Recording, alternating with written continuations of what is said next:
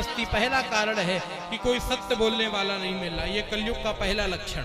दूसरा, सत्यम नास्ति तपः शौचम, एक तो सत्य बोलने वाला कोई नहीं मिल रहा, दूसरा कोई तपस्वी भी नहीं मिल रहा, कोई तपस्या करने वाला नहीं है महाराज। घर में तो कोई करना ही नहीं चाहता, पहले लोग तीर्थों में जाते थे, बोले क्यों, बोले तपस्या करनी है, तीर्थों में जाकर के थोड़ा तप करना है, थोड़ा महाराज नियम यम तप करना है। आजकल तीर्थों में भी लोग तप करने नहीं आते, पिकनिक मनाने आते हैं।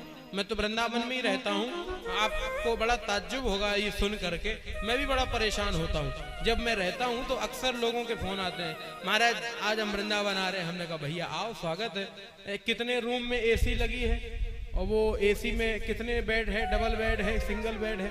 अरे भैया डबल बेड सिंगल बेड चाहिए तो तू घर ही काहे न रह रहा हूँ? अरे वहीं घर में ही मर, फिर गाय को वृंदावन आ रहे? अरे घर में जब एसी चाहिए, बेड चाहिए, फ्रिज चाहिए, कूलर चाहिए, टीवी चाहिए, यही सब चाहिए, तो फिर काहे को तीर्थ जा रहे? क्या जरूरत है वहाँ? तुम्हारी कोई आवश्यकता है कि पुरखा तुम्हारे कह गए कि तुम एसी टीवी फ्रिज कूलर सब ढूंढो, फिर तुम ब्रज में चले आओ, तीर्थ करो आगे? नहीं नहीं नहीं, अरे तीर्थ का मतलब तो वहाँ तो तपस्या होनी चाहिए, अपने शरीर को थोड़ा तपाओ, थोड़ा तो कष्ट मिले, जैसा आनंद भगवान बिहारी जी दे दे उसी में आनंद लेना चाहिए। ये नहीं महाराज, अब हमारे प्रधान जी हैं, बड़े आनंद में रहते हैं, मेरे पास आए थे जिस दिन, उस दिन ये गए वृंदावन, तो हमने कहा हमारे आश्रम चले जाना।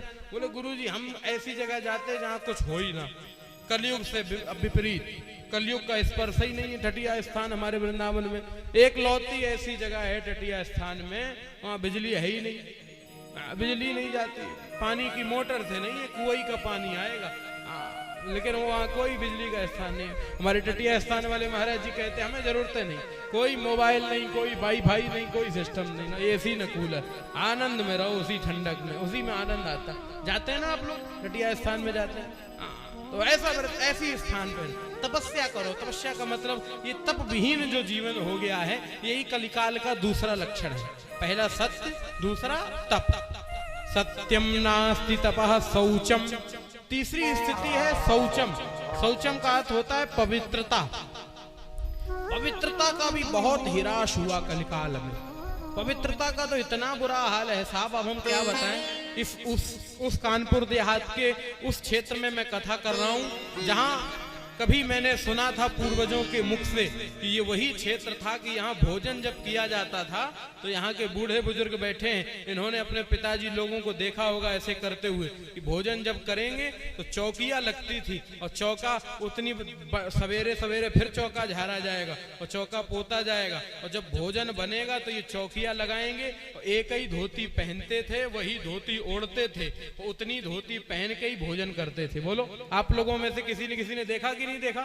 आपके यहाँ होता था, आपके पूर्वज ऐसा करते थे, ये आपके ही पूर्वजों की बात बता रहे। अच्छा तब उस जमाने में बताओ, कोरोना था, हार्ट अटैक थे घर घर, वही हार्ट अटैक हो, कोई कोरोना हो, कोई ब्रेन हेमरेज हो, बोलो नहीं था।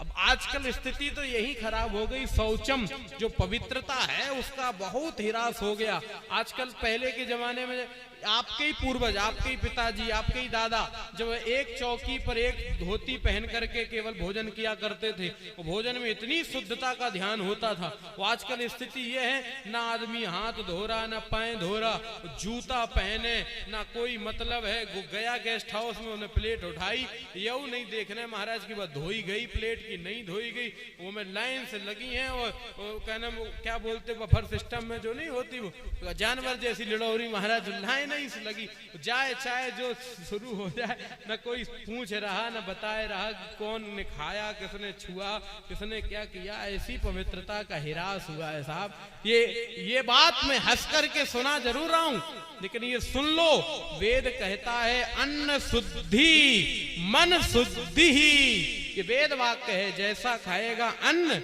वैसा बनेगा मन। तो आजकल लोगों का अन्न ही शुद्ध नहीं है तो मन कैसे शुद्ध होगा?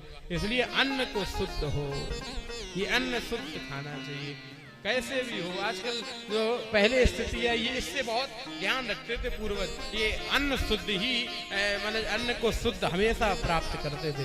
3-3 4-4 दिन वो घर से पुआ बांध के ले जाते थे, उसमें काम चल जाएगा, लेकिन किसी का भी उल्टा सीधा भोजन नहीं करते थे, ये नियम था। तो ये पहला कलिकाल का लक्षण। सत्यम नास्ति तपः शौचम दया दानम न विद्यते। दया भी दिखाई नहीं पड़ रही, कहीं दया नहीं है, कोई दयालु नहीं है। एक ही दयालु है दुनिया में, दया कोई नहीं कर रहा। आपको लग रहा होगा कि कोई बहुत दयालु है, भाई बहुत दयालु है, कोई कृपालु है, नहीं। स्वार्थ लाग करहि सब प्रीति, सुर नर मुनि सबके रीति। ये केवल स्वार्थ में तुम्हें